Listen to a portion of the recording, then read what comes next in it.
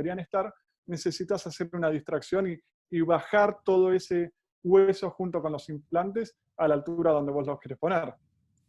Si no, otra forma es hacerlo como lo hacía Sergio, hacer una prótesis híbrida, implanto soportada y se acabó el tema. Son distintas alternativas. Excelente contestación. Bueno, tenemos una preguntita más. Ernesto dice, ¿qué te parece mejor la colocación del implante, si subóseo o a nivel óseo? Depende, lógicamente, del caso, ¿no? La cantidad de hueso que tengan, ¿no? Mira, todo Hay depende varias también del tipo de condiciones. implante que vos pongas. Alejandro os Tipo de mostró implante. los estudios del Inquivicius, de Tomás. Cuando él está trabajando en esos estudios de Inquivicius, trabaja con implantes tipo ánquilos. Entonces el tipo de conexión de conomorfo te permite sumergir el implante y tener menor pérdida ósea a la altura del implante. Pero depende del tipo de implante, lo puedes hacer yuxta o un poquito subgingival. Pero también hay que pensar que la conexión entre el implante y el pilar, si vas a tener infiltrado bacteriano en esa zona, tampoco lo querés tener el hueso tan cerca. Necesitas tener una buena banda de densidad queratinizada para que te lo mantenga. Me gustaría completar lo que estás diciendo con el hexágono externo, que es, bueno, es la conexión que yo más utilizo, aunque también he utilizado las otras, y que también existe la posibilidad, sobre todo en el sector posterior, de ponerlo supracrestal, o sea, la plataforma justo encima o sobre la cresta, ¿no?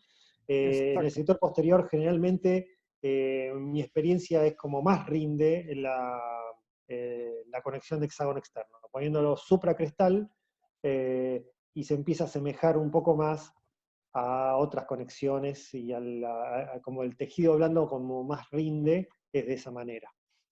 Sí, Sergio, tenés razón, pero eso es con el implante de conexión externa, como vos decís. Fíjate que Sí. tiene el cuello pulido el implante de conexión externa, porque si eso pasa con el de conexión interna, que es todo rugoso, se contamina con bacterias y empezás a tener una mucositis en ese momento. Sí, eso es lo que había dicho, que es para hexágono externo, que es justo la conexión que yo más utilizo.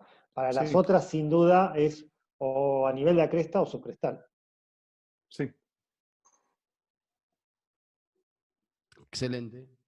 ¿Cómo vienen con el tiempo? Tiene un ratito más, ya son las 7 y hay, bueno, 70 personas, 66 conectados que están formulando algunas preguntas. Si tienen un tiempito más, seguimos leyendo algunas más.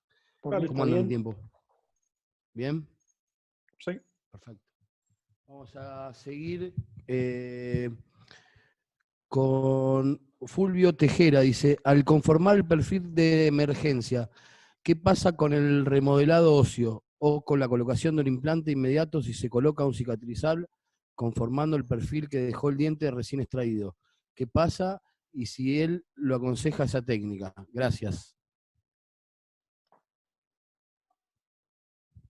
Pido la Perfecto. palabra. Dale. Creo que me. Mirá, es tal cual, o sea, lo último pasa por ahí. Justo la semana pasada hice una clase online con uno de los principales investigadores de este tema. Se llama Gary Finel. Él fue residente de prótesis en Harvard en 2015, sacó su primer artículo con el doctor Galucci sobre ese tema. O sea, de conformaciones de pilares con técnica CAD-CAM. Está dirigido a implantes post-extracción principalmente. O sea, te queda una brecha de tejido, vos no querés perder ese margen gingival, y entonces, bueno, la filosofía trata de cubrir ese espacio, poniendo un relleno también de biomaterial en simultáneo con el implante, y que se siga manteniendo ese margen gingival. Respecto a ese tema, en lo personal, bueno, yo estoy haciendo mi tesis doctoral, es sobre ese tema. O sea, yo diseñé 2 cicatrizales de un material termoplástico, donde para la línea 800 y 810 y para la línea 400, o sea, ese cicatrizal sirve en realidad para cualquier conexión interna y de cualquier marca. El concepto es el mismo que hacerlo CAD-CAM o hacerlo manual, pero lo que hay que tener en cuenta es la emergencia, que tiene que ser angosta, tiene que ser cóncava y tiene que ser, bueno, tiene que ser un ángulo no mayor a 30 grados respecto al eje.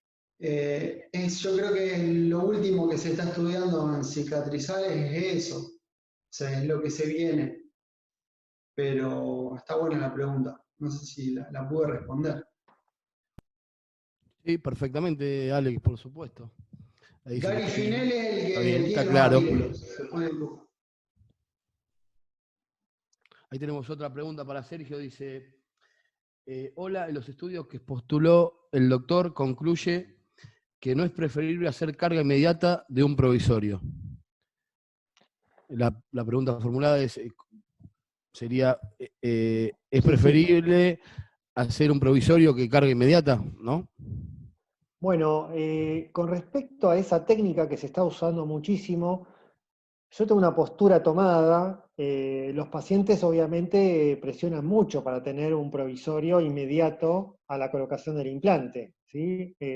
Es horrible usar una prótesis removible, sobre todo hay que comprenderlo lo que nunca usamos una. Sin embargo, el problema que yo veo con esa técnica, yo la he hecho algunas veces, pero el problema que yo veo es que cuando va mal, cuando fracasa un implante, pues empieza a recibir fuerzas, sobre todo horizontales, lo perdemos todo, porque generalmente se lleva todo el hueso que había. Entonces, yo, si bien la he hecho, esa técnica, la reservo para pocos casos, ¿sí? Porque cuando va bien, el paciente nos ama, pero si nos va mal, tal vez después no podamos poner un implante. Perfecto, excelente. Seguimos con otra pregunta más. Ahí leí una ¿Cómo sobre... estás, Alejandro? Te saluda Gustavo Bucci. Dice, ¿cómo estás? Por lo que vi, Alejandro coloca el implante con 2 milímetros de tejido óseo. Si podés explicar brevemente la técnica de colocación, por favor. La técnica, sí, Yo no hay también problema. quiero saber. La técnica esta es una técnica derivada de la de Summer. La diferencia, la principal diferencia que tiene entre la de Summer y esta, hubo otra intermedia también, no recuerdo el nombre, yo la aprendí directamente del grupo NTI de Paraná. La técnica, la diferencia de la de Summer, que en vez de hacer a golpecitos, es mecanizada completamente y lo vi en los cursos que he hecho con ellos, hay parte teórica y práctica, y colegas que de primera mano te lo pueden te lo hacen a esa técnica sin problemas. Y la tasa de ruptura de la membrana del seno es muy baja y casi nula, te diría, comparada con la técnica de Tatum, que fue la primera que aprendí, como le decía a Luis, mi primer curso de implantes fue con el doctor Lenarduzzi, profesor de Maimonides, y él hace mucho la técnica de ventana lateral con ese abordaje, y en manos expertas, la técnica está muy buena, pero tenés las contras y que vos tenés que abrir mucho, para el paciente es más cruento, y para nosotros es más trabajoso, y en manos muy adiestradas, la membrana se puede romper, y de hecho, el doctor Neruzzi, cada vez que da un congreso, muestra él con una cámara, filma cuando están haciendo la cirugía, y él muestra que siempre hay micro lesiones de la membrana con la técnica de ventana lateral. Con la técnica esta que es de mínimamente invasiva, básicamente vos primero se puede hacer con anchos de hueso, altura de menos de 3 milímetros y la técnica mayor a 3 milímetros. Cuando tenés menos de 3 milímetros se hace a cielo abierto, pero apenas se abre cristal un poquito la encía, se expone el hueso, se hace apenas una lesión de la tabla ósea, y en el caso de que tengamos más de 3 milímetros, se hace una trepanación, una perforación hasta medio milímetro antes de llegar a la cresta del seno. Cuando estamos a medio milímetro en la cresta del seno, se coloca el fracturador, hay 3 fracturadores, se pone el uno primero, que